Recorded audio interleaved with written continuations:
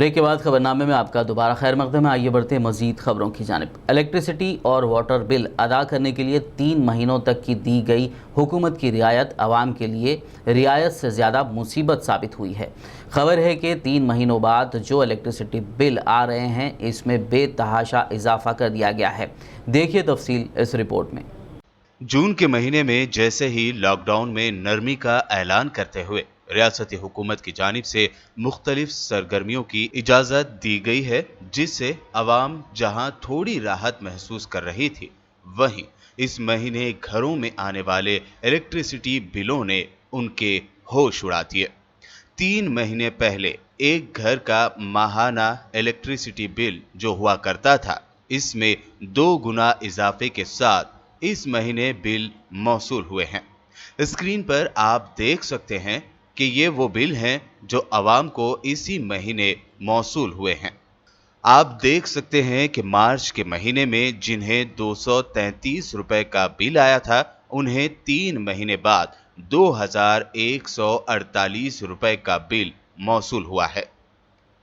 इसी तरह 898 रुपए का बिल मार्च में आया था, उन्हें जून में 4813 रुपए, जिन्हें मार्च में 833 रुपए का बिल आया था, उन्हें जून में 5789 रुपए, और मार्च में जिन्हें 497 रुपए का बिल आया था, उन्हें अब 2395 का बिल आया है। एक बिल में आप देख सकते हैं जिन्हें मार्च में 227 रुपए का बिल आया था, उन्हें जून में 3900 रुपए का बिल मौसूल हुआ है।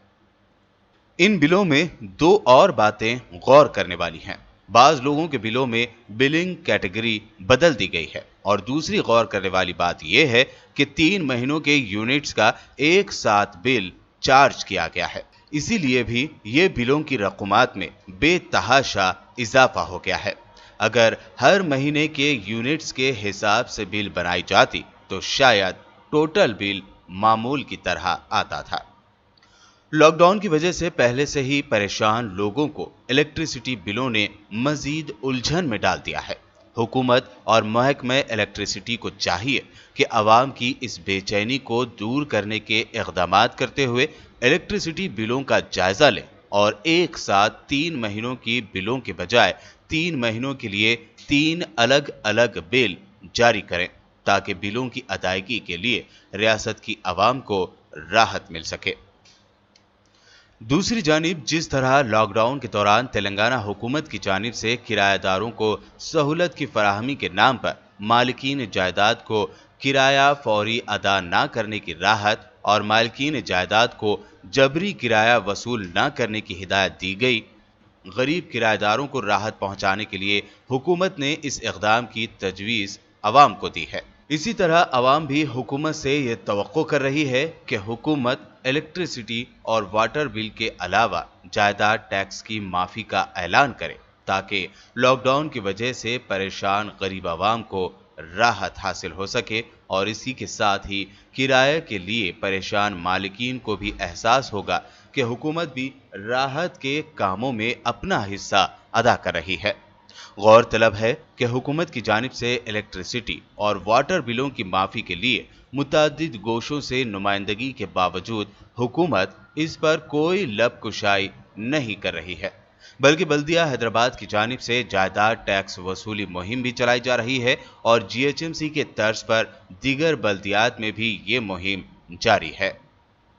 हुकूमत की जानिब से लॉकडाउन की मुद्दत के बरक़ी व आबरसानी बिलों की माफ़ी के अलावा अगर जायदाद टैक्स की माफ़ी का भी ऐलान किया जाता है तो अवाम को बड़ी राहत होगी, क्योंकि मौसम गर्मा की शिद्दत के दौरान मकीनों को मुकम्मल घरों में रहना पड़ा है, और इस दौरान बरक़ी का ज़्यादा इस्तेमाल हुआ है, जिसकी बुनियादी वजह कई कंपनियों की जानिब से वर्क फ्रॉम होम को फ़रोग़ देने की कोशिश थी।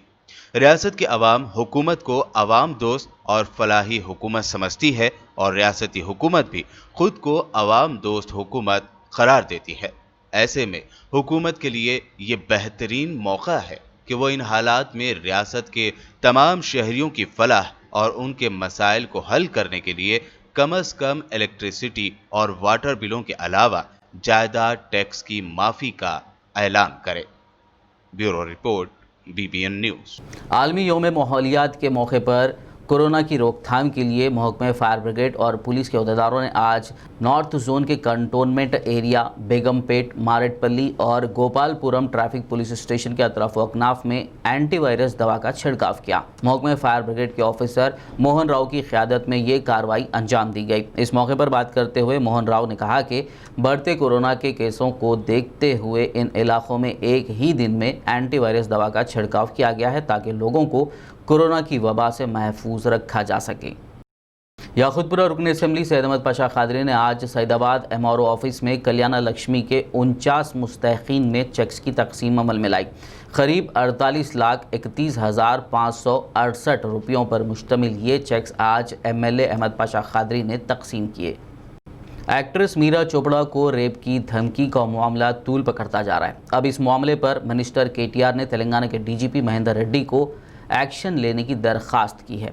KTR ने मीरा चोपड़ा के ट्वीट पर रीट्वीट करते हुए कहा कि मैम, मैंने तेलंगाना DGP और हैदराबाद पुलिस कमिश्नर से कानून के मुताबिक एक्शन लेने की दरख्वास्त कर दी है। बता दें कि टॉलीवुड एक्ट्रेस मीरा चोपड़ा ने पुलिस में शिकायत दर्ज करवाते हुए इल्ज़ाम लगाया था कि एक्टर जूनियर NTR के फैंस ने उन्हें चैटिंग के दौरान गैंगरेप की धमकियां देते हुए इंतहाई शर्मनाक और नाजेबा रिमार्क्स पास किए थे। मीरा चोपड़ा ने इस ज़िमन में मिनिस्टर KTR समेत फॉर्मर MP के कविता को भी टैग करते हुए कार्रवाई की अपील की थी। मलकाजगिरी पुलिस स्टेशन हुदूद में मुस्लिम लड़की के हिंदू लड़के से लव मैरिज के कुछ ही महीनों बाद खुदकशी का वाक़या सामने आया है। तफसीलात के मुताबिक साल 2019 नवंबर के महीने में ही मलकाजगिरी की वनस्थलीपुरम कॉलोनी की रहने वाली 26 साला समीना बानू की शादी नीरडमेट के चंद्रगिरी कॉलोनी के रहने वाले बंडारू साई चरण से हुई थी। समीना बानू की फैमिली के मुताबिक शादी के कुछ ही महीनों बाद साई चरण ने समीना को जॉब करने और मज़ीद पैसे लाने का मुतालबा करने के साथ साथ मेंटल और फिज़िकल टॉर्चर करने लगा। साई चरण की मुसलसल हरासानी से तंग आकर 2 जून को समीना ने घर में फांसी लगाकर खुदकशी कर ली। खबर यह भी है कि मुतवफ़ी समीना 3 महीने की हामिला भी थी। इत्तला मिलने पर समीना की बहन ने पुलिस में शिकायत दर्ज करवाई। पुलिस स्टेशन के बाहर ख़वातीन तंजीमों की अरकान ने समीना को इंसाफ दो के मुतालबे के साथ पुरजोर नारे भी लगाए। खबर है कि इस मामले में साई चरण को आज गिरफ्तार करते हुए अदालती हिरासत में दे दिया गया है।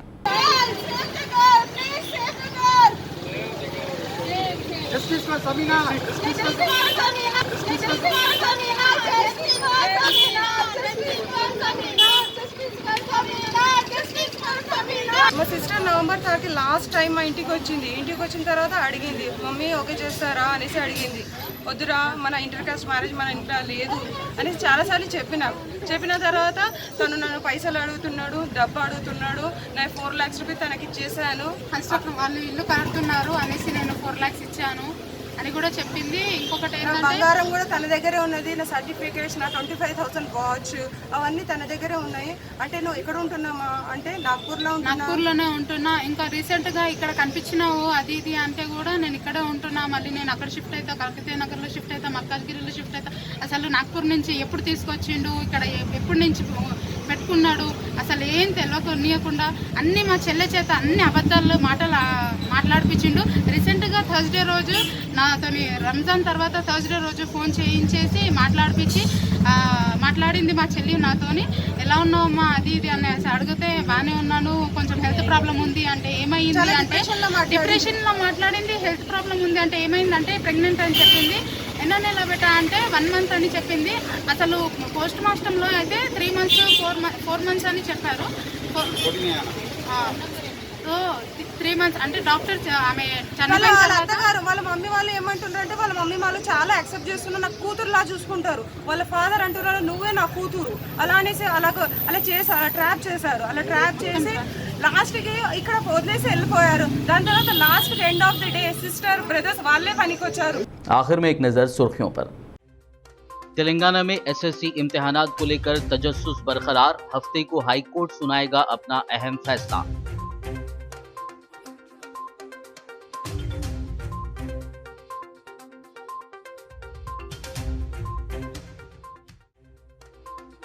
तेलंगाना बोर्ड ऑफ इंटरमीडिएट की जानिब से CA कोर्सेज की शुरुआत 11 जून को मुनक्किद किया जाएगा। वेबिनार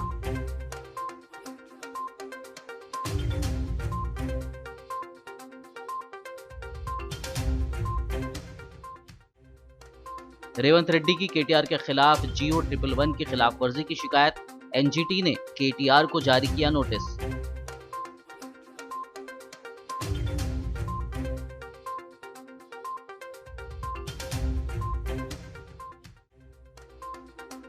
जग्गारेड्डी ने जिले संगारेड्डी में पानी के मसाइल के लिए रियासती हुकूमत को ठहराया जिम्मेदार, पानी के लिए जारी जिद्दोजहद में जग्गारेड्डी ने अवाम से ताउन की अपील की।